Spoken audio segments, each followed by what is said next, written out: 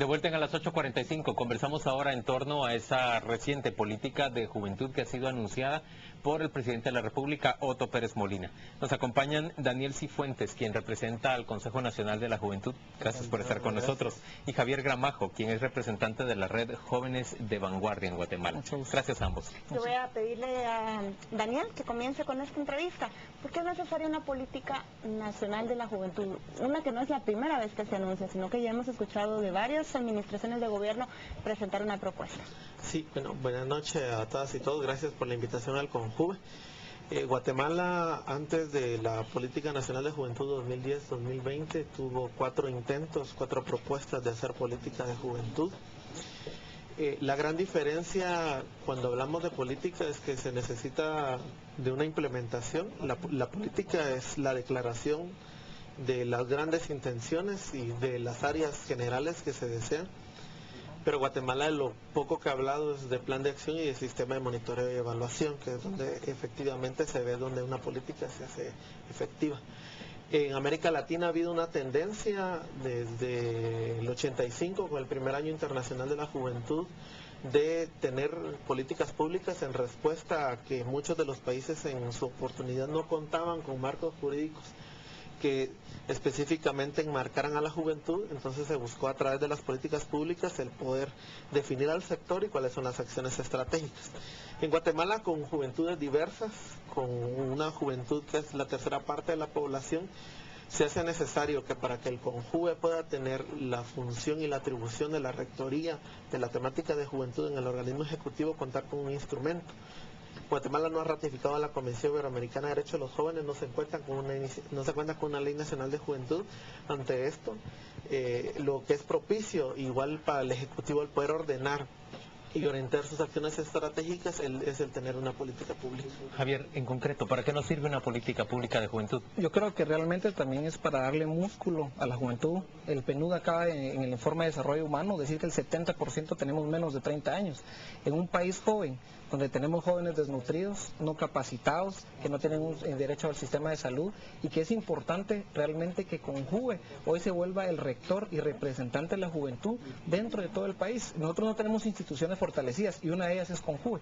4.5 millones de presupuesto anual es sumamente importante. Pero yo aquí hablo con una franqueza que puede parecer molesta, pero es que yo siempre veo a la CONJUVE como una especie de brazo electoral de cualquier partido de gobierno. En realidad nunca ha tenido una función concreta de beneficiar a los jóvenes. Lo que vemos es que es un foro en el que, por supuesto, que actúan quienes representan al gobierno. Es porque nunca realmente en Costa Rica, por ejemplo, existe el Viceministerio de Juventud.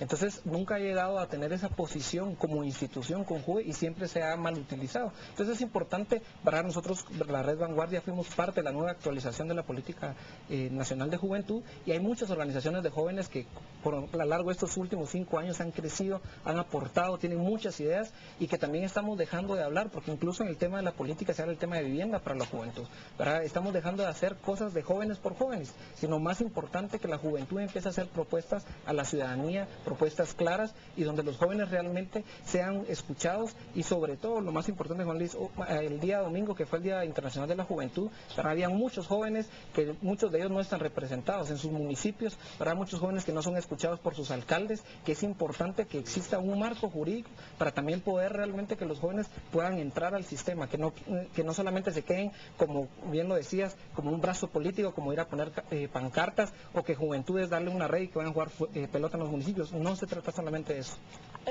La semana pasada precisamente se anunció el trámite de antejuicio contra una diputada del partido líder, Julia Maldonado, que estuvo en un puesto administrativo de CONJUVE. Recibió 4 millones de quetzales de una donación y los habría utilizado, según la denuncia, para artículos electorales, para promoción electoral. Artículos, incluso la hospitalización de una de sus hijas. Ajá, así es. Justifíquenos usted, Daniel, ¿para qué sirve el CONJUVE y quién los fiscaliza a ustedes para saber que ese dinero se está orientando hacia los jóvenes? Bueno, primero, CONJUVE, cuando se crea después de los acuerdos de paz, es precisamente para visibilizar a un sector poblacional que fue afectado durante el conflicto armado, pero que en los acuerdos de paz no es mencionado, la palabra joven no aparece en los acuerdos. Segundo, se necesita de una institucionalidad, como en el resto de América Latina, que específicamente trabaje por las y los jóvenes. En este caso, cuando CONJUVE nace, se habla de que es el rector de juventud y que dentro de sus principales funciones es el asesorar, coordinar e implementar la política del Ejecutivo en materia de juventud. ¿Qué ha pasado? Históricamente quienes han ocupado el CONJUVE han sido parte de las estructuras político-partidistas, pero que desde el primer año han fijado claro que lo que CONJUVE tiene que hacer en sus departamentos es ser una plataforma electoral. Nosotros, incluso las organizaciones juveniles nos han demandado, CONJUVE tiene que llegar a los departamentos, pero nosotros necesitábamos contar con esto para tener la claridad estratégica. ¿A qué quieren que llegue? CONJUVE, cuando ha llegado a los departamentos, ha sido un todólogo. CONJUVE ha llegado a ser, se ha entendido juventud como hacer la elección de la reina la elección de la reina departamental de la juventud. Esa era una actividad de CONJUVE en los últimos años, incluso en los tiempos de Julia se hizo eso. ¿Qué va a hacer CONJUVE ahora? A nivel departamental va a buscar la descentralización de la política nacional en políticas departamentales de juventud, pero esto se está haciendo de la mano con la CGPLAN, precisamente porque nosotros en CONJUVE hemos empezado a hablar de gasto público en juventud.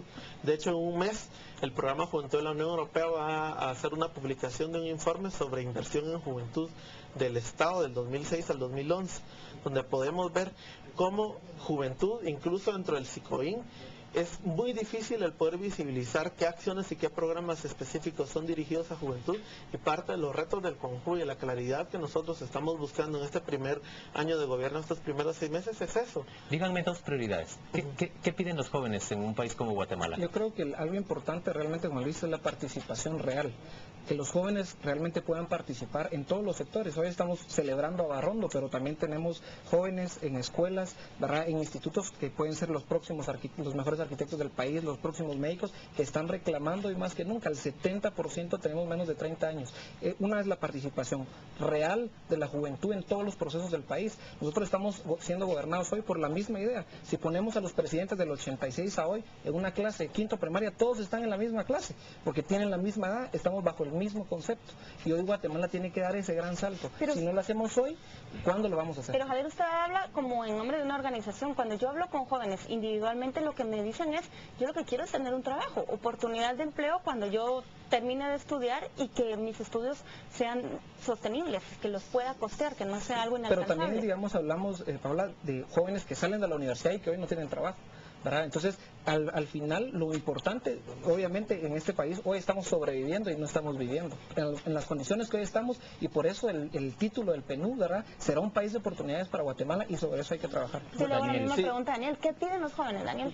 Los jóvenes, tanto los organizados como no organizados, nosotros les decimos jóvenes de a pie, lo que nos han pedido a nosotros es educación y empleo. Precisamente porque la calidad educativa, que 200,000 jóvenes salgan en promedio del año graduados del diversificado y solo 20,000 puedan acceder a empleo decente, que es lo que nosotros estamos hablando, es precisamente una de las demandas que no está dentro de las agendas de la mayoría de las organizaciones juveniles, y es también, digamos, cómo el CONJUVE incide para que los jóvenes que están organizados de la red y de otros espacios puedan visibilizar esta necesidad de las y los jóvenes. Y la otra ha sido la educación. Guatemala ha avanzado mucho en la cobertura a nivel primaria. Se ha hablado de cobertura, pero tenemos que hablar también de la permanencia en el sistema escolar de los jóvenes que no están dentro del sistema. ¿Por qué no están dentro del sistema escolar? Y también hablamos de que se debe de aumentar la cobertura principalmente en el nivel universitario. ¿Y en la secundaria y diversificado? Sí, pero digamos en este momento nosotros estamos como visibilizando parte del estudio de inversión pública. Habla, digamos, que el informe tiene que el presupuesto de la San Carlos, por ejemplo, tiene el estudio solo el 10% del total está llegando a gente pobre. ¿Y el resto a quién le llega? Y el resto le está llegando a clase media. Entonces es también como hay ha habido una prioridad precisamente del gasto público en juventud. En esa política nacional de juventud, ¿se reflejan las ambiciones de una población joven urbana o también se reflejan las de una población joven rural? Se habla de las dos juventudes en la política. ¿Y cómo se nacional atiende de a la población rural? Nosotros hemos hablado en el tema de la población rural, primero, la pertinencia de los programas dirigidos a juventud. Segundo, entender que las agendas son total y completamente distintas. En el área rural nosotros hemos encontrado que una de las principales demandas, aparte de estas dos, ha sido el tema de la vivienda. Profilaxis, la vivienda, en términos sexuales, ¿eso lo piden? Los Digamos jóvenes que las jóvenes dejen de embarazarse antes de cumplir 20 años. Y esa es una lucha de acuerdo a la pertinencia. Nosotros hemos encontrado que no está entre las prioridades de las y los jóvenes del área rural la temática sexual y reproductiva. Para ellos es más importante la autonomía lograda a través de la vivienda. Más importante tener acceso a una vivienda. Así es. Eso les da a ellos autonomía. Eso sí es una diferencia concreta con la población urbana. Urbano y rural, y es importante también mencionar, ¿verdad?, sobre esa parte, porque también la política lo refleja, la parte de tener una política realmente para jóvenes indígenas, para jóvenes rurales, y que sobre todo hay una diferencia. Hoy ser joven urbano, incluso en los departamentos, es muy distinto a ser un joven rural en algún departamento del país, y es importante también, ¿verdad?, que las estrategias de gobierno vayan encaminadas a ese tema. Por ejemplo, lo que hablaba Daniel sobre el gasto, ¿verdad?, que hacen no solamente el gobierno como Estado, sino también las municipalidades dentro de cada uno de sus lugares. Hay 334 municipalidades que puedan apoyar el tema, lo que usted decía, Paola, para empleabilidad, para el tema de vivienda, para el tema de salud sexual y reproductiva, que también empiecen a tener un protagonismo importante las municipalidades en cada uno de los municipios para poder entender que los jóvenes al final tienen que ser beneficiados directamente desde sus municipios. ¿Y deben ser solo beneficiados o deben ser participantes de esos? Por eso, Paola, hablaba yo de la parte, ¿verdad?, y Daniel lo decía, la parte de la participación es sumamente importante, de ir creando, ¿verdad?, y ahorita se está trabajando conjuntamente con CONJUVE la política municipal de juventud del municipio de Villanueva, y se está llegando ya al municipio a empezar a crear políticas públicas, y eso no existe, va a ser la primera política municipal en un municipio, y eso es importante porque le estás dando una pertinencia legal y participación real a los jóvenes dentro del municipio. Son muchísimos adultos que ya no tendrían que llamárseles jóvenes involucrados en eso y viviendo o beneficiándose de esos proyectos de jóvenes, incluso ya adultos maduritos identificándose como miembros de asociaciones de jóvenes. ¿Cómo poner ese límite y decir, bueno, este es el grupo en el que queremos llegar y hasta cuándo se es joven?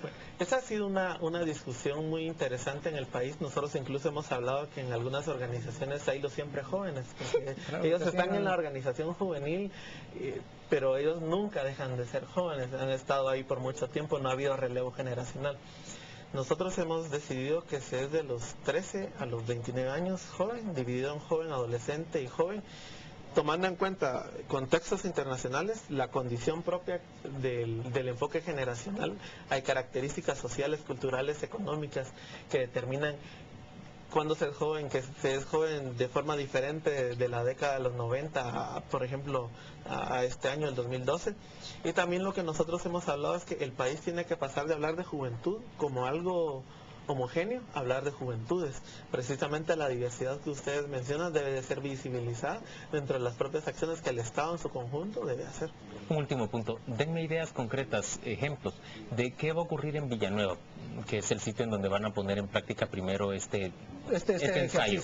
Lo que vamos a hacer en Villanueva realmente va a ser hacer toda una red, y hay muchas redes de jóvenes trabajando en el municipio, en lugares conflictivos como Peronia, Búcaro, Mezquital, que ya están sentados en la mesa, traer a organizaciones no gubernamentales que ya están trabajando en Villanueva, y sobre todo lo más importante, que las políticas de Estado, de cualquier ministerio, de cualquier dirección que sean en pro de la juventud en Villanueva, sean canalizadas por este medio, y que sobre todo se institucionalice. Y hay un presupuesto municipal en la municipalidad de Villanueva, ya tiene personal, y sobre todo ya tiene un proyecto de hace 4 o 5 años que ha venido trabajando con la juventud. Entonces lo único que se empezó de abajo para arriba. Primero se hizo el proyecto, primero se hizo la pertenencia, y hoy lo único que se va a hacer es darle esa parte. Señores, ambos, gracias por acompañarnos hoy a las 8:45, y de inmediato vamos a ir hasta la Plaza de la Constitución.